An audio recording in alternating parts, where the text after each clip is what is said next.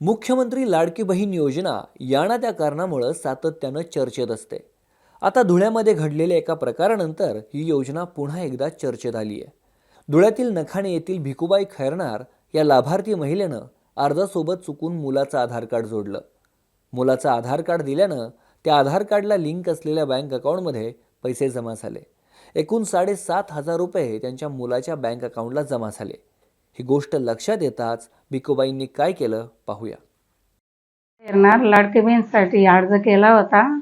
तर अर्ज केला तर पैसे आले पण माझे काही पडले नाही.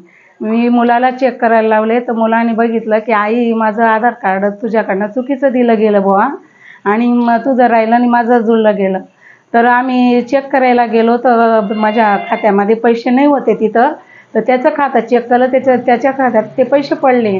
मग आम्ही लगेच बालविकासला गेलो, साहेबांना भेटलो, त्यांच्याशी बोललो. ते म्हणायचे की तुम्ही कलेक्टरकडे जा, एक अर्ज करा आणि ते काय सांगतात काही नाही मग आमच्याकडे या. मग आम्ही त्यांच्याकडे गेलो, अर्ज दिला. त्यांनी आम्हाला जे सांगितलं ते आम्ही साहेबांशी माझा मुलगा बोलला तिथं. मग ते पैसे आम्ही लगेच दुसऱ्या दिवशी जमा करून दिले आणि लगेच आचारसंहिताच्या पहिले एक हप्ता त्याच्या पहिले एक पडला, लगेच आचारसंहिताच्या पुढे एक पडला, तो पण आम्ही लगेच जमा केला. मग आम्ही ते बंद पैसे जमा केल्यानंतर माझं परत दुसरं कागदपत्र तयार केलं तर ते मला पैसे परत चालू झाले. सुधारणा करून घेतली. राज्य सरकारकडे ते पहिले पैसे आम्ही जमा करून दिले.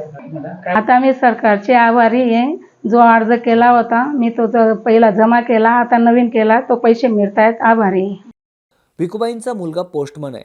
आपल्या बँक खात्यात आईचे लाडके बहीण योजनेचे पैसे जमा झाल्याचं लक्षात येताच त्यांनी हे पैसे परत करण्यासाठी प्रशासनाकडे अर्ज केला. त्यानंतर ही रक्कम सरकारी तिजोरीत जमा करण्यात आली. त्यानंतर भिकुबाईंनी नव्यानं अर्ज दाखल केला. आता त्यांना पुन्हा एकदा लाडकी बहीण योजनेचा लाभ मिळतोय. जेव्हा आम्ही आईचा फॉर्म भरला तेव्हा फॉर्म भरत असताना चुकून ते आधार कार्ड माझं दिलं गेलं आणि जेव्हा आधार कार्ड आम्ही फॉर्म सबमिट केला आणि जेव्हा सर्वांचे पैसे सारखे पडले तेव्हा आम्ही आईचे पैसे चेक करत असताना ती घटना लक्षात आली की पैसे नामे माझ्या नावाने जमा झाले. तर सदर घटनेची माहिती भेटताच आम्ही सदर कलेक्टर ऑफिसला निवेदन व बाल विकास अधिकारी यांना साहेबांना निवेदन देऊन ते पैसे स्वतःहून जमा केले. प्रशासनाला आमच्याकडनं मागणी केलेली नाही आणि आम्ही स्वतः प्रशासनाला जाऊन ते पैसे जमा केले आणि नंतरचे हप्ते सुद्धा आम्ही तिथे जमा केलेले.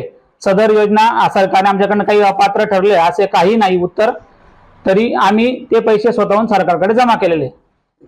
हो, आता आम्ही आधार कार्ड नवीन फॉर्म करून आईची ती योजना सुरू केलेली आहे आणि आम्हाला पहिले 3 आणि नंतर 1500 अशी रक्कम आलेली आहे. आम्ही आधी सर्वात पहिले बाल विकास अधिकारी इथं गेलो होतो सुधा हॉस्पिटल समोर ऑफिसला. तिथं अर्ज केला आम्ही त्यांना आईच्या नावाने आणि तो अर्ज एक बाल विकास अधिकारी आणि कलेक्टर साहेबांना ट्रान्सफर केला. नंतर त्यांची मीटिंग झाली आणि त्यानंतर मग त्यांनी आमचे पैसे जमा केले. ते पैसे असं वाटलं सर की आपण हे पैसे चुकीचे घेतोय. ही योजनेसाठी आपण फॉर्म केला होता आईचा, पण ते आपल्या नावाने पडले असल्या कारण आपल्याला ते योग्य वाटले नाही. हो, आपण स्वतःहून शासनात ते परत केलेले. शासनाने आपल्याकडनं पैसे मागितलेले नाही. आपण आपल्याकडनं त्या फॉर्मची चुकीची माहिती भरली गेली, चुकीचे पैसे अकाउंटला पडल्यानंतर आपण केले आणि आज यापुढे तो अर्ज क्रमांक पण बंद झालेला आहे. आमच्या धुळे जिल्ह्यातील ज्या नकाणे गावच्या ज्या भिकुबाई प्रकाश खैरनार यांनी 30/9/2024 रोजी अर्ज करून स्वतःहून त्यांनी अर्ज केला की माझ्या मुलाचा आधार कार्ड माझ्या अर्जाला लागल्यामुळे माझ्या मुलाच्या अकाउंटला जे काही पैसे गेलेले आहेत ते पैसे मी परत करते असं तिने अर्ज करून घेऊन तिने आमच्याकडे ॲप्लिकेशन केलं. आम्ही त्याची चौकशी केली आणि मग त्यांच्या अनुषंगाने आम्ही ते पैसे त्यांच्याकडनं जमा करून घेतलेले आहेत. यामध्ये कुठल्याही पद्धतीने कुठल्याही लाडकी बहीणच्या कुठल्याही अर्जदारांच्या विरुद्ध कुठलीही चौकशी किंवा कारवाई करण्याचा प्रश्न येत नाही.